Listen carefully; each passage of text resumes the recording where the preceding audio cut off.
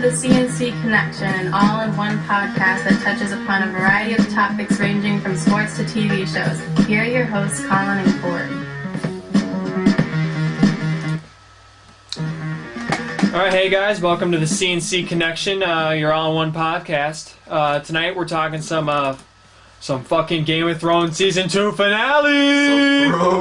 This episode, I'm here with Colin Hensel, my best friend since we were little babies, or 4th grade. Yeah, so let's discuss this episode. A lot to talk about, because it was... too much to talk about. Yeah, let's fuck it, let's just not even do the podcast. But, yeah. So, where did we start off? We started off in King's Landing, I believe, right? Yep, we start off with... The Eye. The Eye on Reminiscent Tyrion. of Lost, that amazing TV show. Tyrion Lannister, who's being taken care of by his Maester, squire and the Maester. Pycelle. Yeah. Yep, and that's the guy who he kind of got thrown in the dungeons earlier, so yeah, cut off his beard. Not a welcoming sight for Tyrion. You don't cut off a guy's beard. You don't kick him in the balls, you don't cut off his beard. Actually, in the book, he had a much longer beard, so it was even worse. How long did it take him to grow that thing? It's so fucked. Yeah, anyway, so yeah, we start off there, and they start to reveal the whole plot behind, like we discussed last week about what happened, and...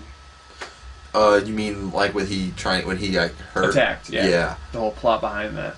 I think Varys comes in and talks about that. Yeah, Varys. Yeah, and he kind of tells his family tried to kill him, basically. Cersei, I think. Yep. And, yeah, he kind of goes from being the top dog this season to the bottom of the barrel. You know, this last yeah, he's a episode. very sympathetic character. You know, he did so much for that battle. Joffrey was off sucking his thumb in a castle. Fucking, yeah, it was just crazy how bad it went. Even the dog wasn't much help there in the battle, but yeah, Tyrion. He was the only one. You know, he's trying to do his best, strategizing, even though he's not much of a fighter. Tyrion basically saves the city, and turns out that he's no longer hand of the king, and he's gonna be basically go back to being pretty insignificant. Yeah.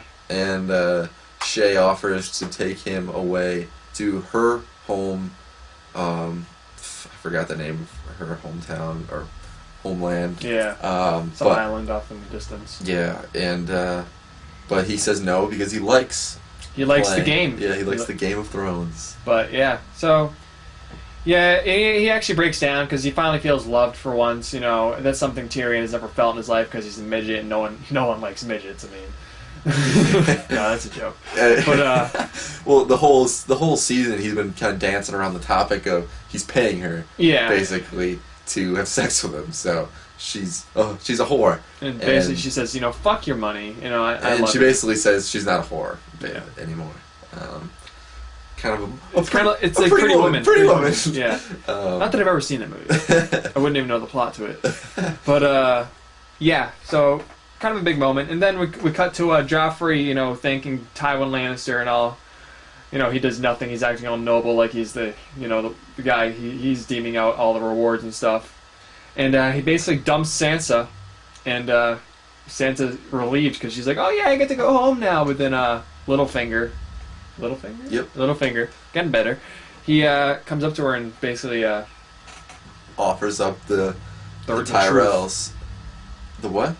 Well, he comes up to Sansa after the whole thing, and then he gives her the truth. But before that, Joffrey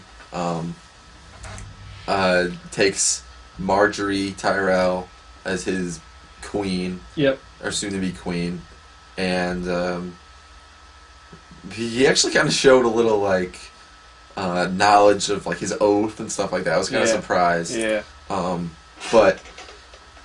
Everyone basically tells him, "Yeah, you can back off because Sansa's a traitor. Yeah. Sansa's family's a traitor." And we actually see Sansa smile quickly after that when she turns and walks away. Yeah, she's so fucking happy. And then Littlefinger offers to help her, tells her everyone's just basically a liar, and she's basically gonna be a fucking. She kind of turns him down, but she doesn't really. I don't think that's gonna be solved next season. She just doesn't know who to trust, like you said last night when we were watching. Yeah, because she had a chance to leave with the Hound. She obviously didn't, because she's there now. But yeah, we'll see. There's a lot to going on next season with this storyline because pretty much every storyline I'm gonna have to say. Littlefinger kind of does all this stuff. He gets the Tyrells and the Lannisters together, which I kind of didn't see coming. I know she wanted to be queen, but I was like, I never thought of that, like Sansa just being kicked out like that. That was pretty cool. Yeah. I like the way that went. And yeah, we'll have to see where Sansa's gonna end up going. Littlefinger got Harrenhal. Oh yeah, that's true. He's the king of Harrenhal now. Yeah, Lord of Harrenhal. What the fuck There's ever. only one Jesus king. Christ. Yeah, so he offers to help her, so we'll see what happens with that. Yeah, it's not the best storyline for the show, but at the same time, it's interesting to watch. You know, it's not as bad as the Robb Stark thing. I think we'll flash forward to that or not. It will. In the books, Sansa's the character that you see through her eyes, but you get to see King's Landing through her eyes. Yeah. So we're gonna have to see next season. I'm not sure who would be that character in the book. Yeah. So yeah, we'll see. Yeah, let's talk briefly about the whole Robb Stark scenario. There wasn't much of it at all, really. He just basically confronted Kat, and basically, you know, she's like, you know, you had an oath to marry this bitch from because of the bridge. Because of the they bridge. needed to get over that bridge. Yeah. That was so important because they had to get to the battles. The aggro crag. But and basically, you know, he says, you know, why should I respect you? You know, why should I take someone's advice on being reckless when you're the most reckless person? You know, you basically gave up all our leverage we had against the Lannisters. Yeah, because she brings up this point, like, if your father was still alive, and he's like, yeah, my father's dead, and you just let our best prisoner go. Yeah, so I'm not going to take any advice from you. Mm-hmm. That kind of cuts to the core, but he's right at the same time. You know, right. A lot of people don't like Catelyn Stark. I mean, I can see why, but to a point, too. I like her. I mean, I do too. I don't mind her as much. I mean, Jaime Lannister was going to die that night. Yeah. If she didn't. I feel like people just kind of throw that aside because she's a woman, and yeah. I don't know. Robb Stark just wants to be happy at the same time. He just wants to be happy. Yeah. But but that storyline, the whole season, has kind of made me a little angry. Yeah, because it hasn't moved too far. No. And I guess we're gonna look forward to that. Hopefully, it's gonna be the Lannisters versus Starks this next season. Just every episode is just a battle. Just like we can only hope. Yeah. No, I don't want that anyways. But yeah. So then we can talk about Jaime and Brienne. Yep, Jaime. That was a cool Brienne. scene. Yeah, you get to see a little Brienne fighting, and Jaime's surprised about that. She kills some Stark men, so... Well, that just proves the point that she doesn't work for the Starks, which is Jaime's accusation over and over again. She works for Catelyn. And, yeah, that was about like a 3-minute scene, very short, because they had to fit so much into this episode. This storyline is actually spilling into the third book, so they're not really keeping it to just book to book. I think this season they kind of taken more liberties with the storytelling. Yeah, and I don't mind it. I haven't read the books or anything, but I do hope they get everything from the books in, or as much as they can. Yeah. Obviously, there's some things they have to leave out because it's just 10 episodes for a whole book. Yeah, definitely. Yeah, what else did they do? And then let's go to Winterfell with Theon. Yeah. That was kind of a big thing. That was a big thing. He is talking with Maester Luwin, who is telling him he can escape, basically, or he's trying to get him to think rationally. And Theon is basically dug his hole too deep, too far down the river, and he just says he has to fight the Starks that are outside of the gates. Yeah, it's 20 on 500, and he's basically like, you're not going to win. There's still a chance, because he feels some compassion for Theon. He raised him, basically, helped him, watched him grow. But Theon's, he's like, I don't want to be a coward, and I'm just going to do my best, basically.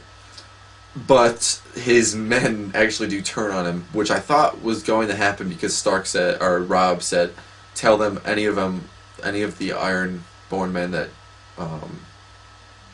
yield can be going free, except for Theon. So I think that's why they turned on him, but then we do see Winterfell all torched and everything. And now I heard I read up on this. It's probably be revealed next season. It's kind of a weird thing to reveal next season. Yeah, we were confused about that. How they just kind of Theon gives us a tremendous speech, and and then he just fucking bashes him over the head. It's pretty funny. Yeah. But and they run off, and then the next scene is just Winterfell's burnt to the ground. And we see the Bran and Rickon and Hodor leaving, basically. I don't know. Where did they say they're going to the Wall? Yeah, because they think Jon Snow's going to protect them, even though Jon Snow No, they did. Did they end up going north, or did they go south? Because the girl said north is the wrong way, because she knows the White Walkers are coming. Oh, maybe, yeah. I think they went south to Rob. That's right, yeah. So that's something to look forward to. It's going to be that kind of group travel. What were you reading about the whole Winterfell thing? Because we were really confused about. Yeah, it's basically going to be revealed next season. So I don't know.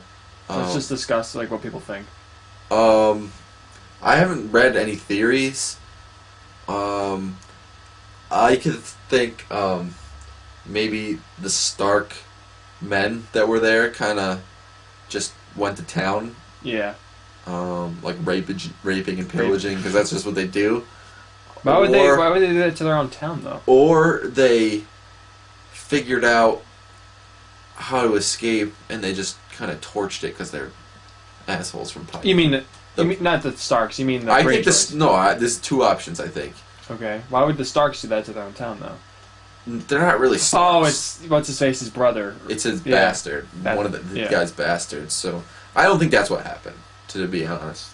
But it had someone that read the book wrote on a comment somewhere that it's worth not saying and revealing. It's kind of a big thing that happens. Okay, so you don't want to give up. So I don't know. It kind of sucks. It's kind of something I wish they would just do. Maybe they don't have enough time, which is why I think they should have pushed some of the stories earlier on. Yeah. But we're gonna have to wait all next season. Then they're gonna reveal it, and they'll be like, "Oh yeah, I remember that we were thinking about that 42 weeks ago." Yeah. The fact that you remember the fucking weeks. Actually, it's even sadder because you said 40. Oh no, we got 40 more weeks, and I was like, no, it's actually 42, Colin. So I don't know who's more of a fucking virgin, you or me, but I don't know if it's not really probably 42 weeks, but it's probably it's about that. It's too long.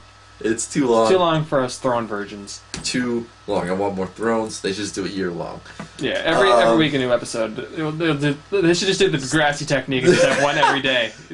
Fucking ridiculous. Think about it. We're going to be done with this series in 2020, maybe. Oh my god. Who knows? I'm gonna be fucking dead or something. Can only hope. But the other big thing that happened in Winterfell was Maester Luwin died. Oh yeah. Because one of them just shanked one of the guy just went out. What are you doing? He's like, what the fuck? Hey man, that was nice. Fucking yeah. So yeah, that was pretty big. Winterfell. He dies underneath the red oak that's outside of Winterfell. It's pretty important. Well, the wildling, what's her name? Yeah, she kills him. Yes. We don't get to see that, actually. No, it was fine. You're like, I want to see it. It's like, not everything needs to be shown. Let's just fucking move on. But, I really, the most I was interested was, what do you decide? What do you do? Do you cut his throat? Do you stab him in the heart? Yeah, right. What do you do? There's no guns in here. Just keep stabbing him. Stabbing him in the, through the eye, into the brain? What's the fastest way? I don't know. Most painless Probably just bashing him over the head with a hammer over and over again, I think, right? No. But, yeah, now you got me thinking. Fuck. What should we go to next? Arya, yeah. Oh, with Jack yeah, he's just kind of standing on top of this mountain, staring at him, and that's basically the story. That's basically what we got from that thing. I mean, obviously, he basically is like, you still have a lot of people on the list. Why don't I train you? You can be my little protege. And she's like, no, I gotta go to my family. Blah blah blah. And he's like, well, if you ever change your mind, here's a coin. Just whisper these fucking ridiculous words. There's no way she's gonna remember. Of course she will. Of course she will. Because this show takes place in about 2 weeks and 20 hours. Yeah. Yeah, I'm not sure how much time has passed. I'm off topic, but yeah, she could be trained, and that's where her teacher, Cyril Farrell, you remember him? Her dancing instructor yeah. who was basically sword teaching her a sword. Oh, they're from the same place. Okay. That's what she said. Oh, I know, he's from there too. And then he said, oh, but he's not a man without a face. Yeah, and he just... Something about that, and then later on, he changes his whole appearance. So fucking Clayface over here. But I think we should talk about the whole magic thing that's kind of sprouting up as like a theme to this season. Okay. Oh yeah, let's go to Karth. I don't want. I'm just saying. I think he's kind of a magic. I think something is magic with him because obviously he can change his appearance, and he killed all those guards. Like I loved when she asked, "How did you kill those guards?" Yeah. Because we were thinking the same thing. Yeah. And I don't know. I'm kind of interested. That's a good storyline, I think, for next season. Yep. Definitely. I want to see some more of Arya fighting and kicking ass. Yeah. It kind of like a Kill Bill type plot. Yeah. Yeah, let's go to Karth and we'll talk about Daenerys and the House of the Undying. So, I think that just starts with them basically at the House of the Undying. Which is basically just a tower. And it's very... I was joking about this. It just reminded me so much of fucking Labyrinth when she's like running around in a circle for like 5 minutes. I'm like, okay, where's Jennifer Connelly and fucking... what's his name? David Bowie. David Bowie. Without the music. Hoggle. If only they could jump into a musical. Yeah. Why wasn't David Bowie in this episode? But yeah, so she just magically disappears into the House of the Undying, and she's basically just wandering around, being tested. She sees Khal Drogo, and it kind of goes into her mind. I think. Yeah. Trying to do. Well, he was just trying to like make her, give in to the dark magic, basically. You think so? Yeah. Yeah, that's a good point. Yeah, but she refuses because she loves her. She's the mother of dragons, and she needs to have her dragons.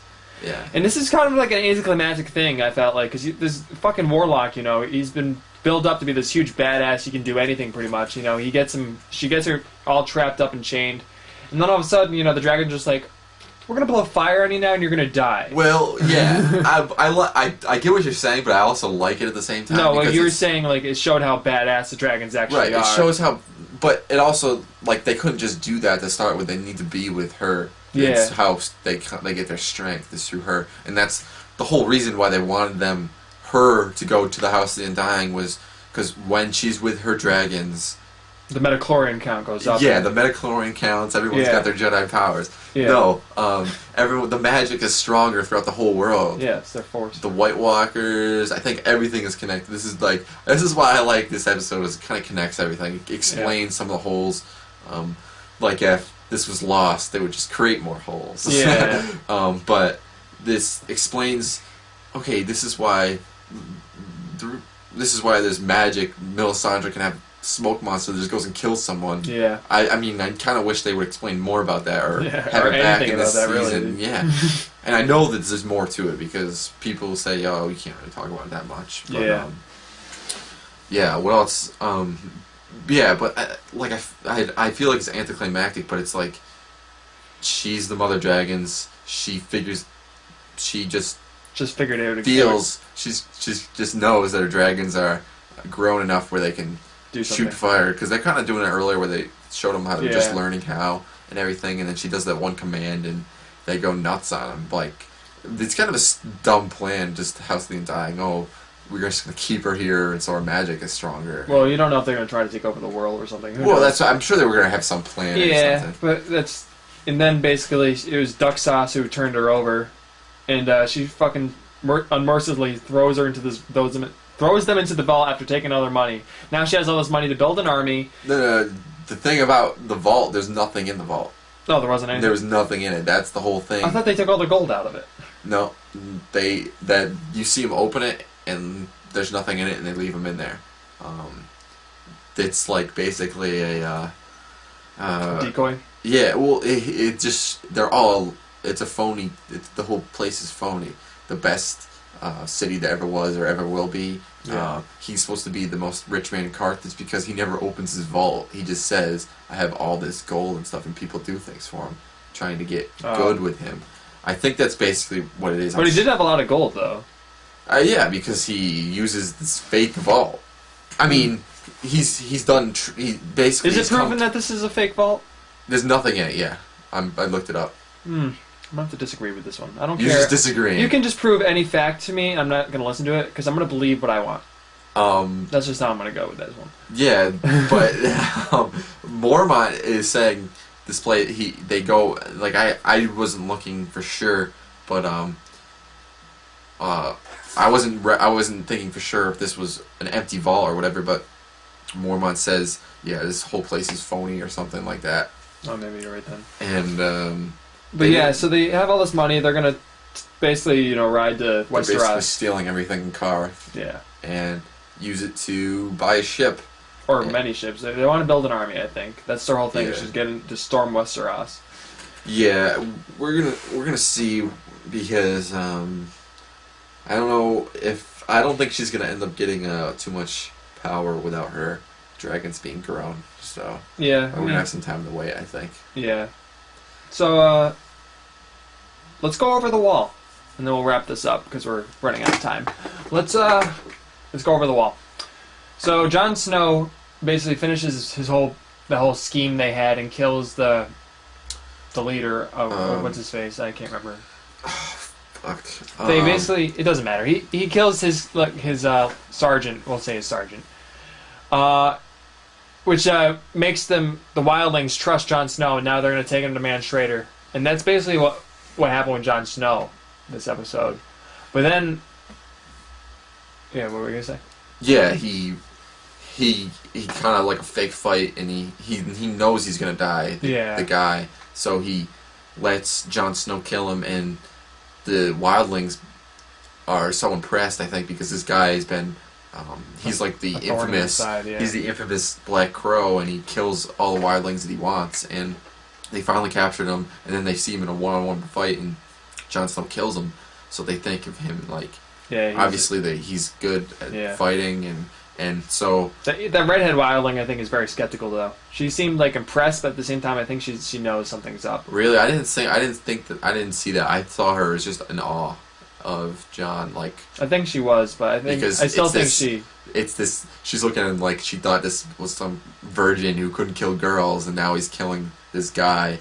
Who she seems like to have a good head on her shoulders, though. I agree. And I know she's one of the more favorite characters of people who read the books, and they go crazy over this season especially. Let's talk about the final scene, the badass fucking scene that everyone wants to talk about. This is getting everyone jacked up for the next season. Well, fuck you guys, because there's another 42 weeks of waiting. But anyways, it kind of ironically ends with Sam, one of the most downplayed characters and like humorous characters of the show. They're basically wandering, and they hear the three horns, which means White Walkers are coming. Mm-hmm. And they did it like in a really cool way. It was really suspenseful. He's falling over because he's a fat, clumsy bastard.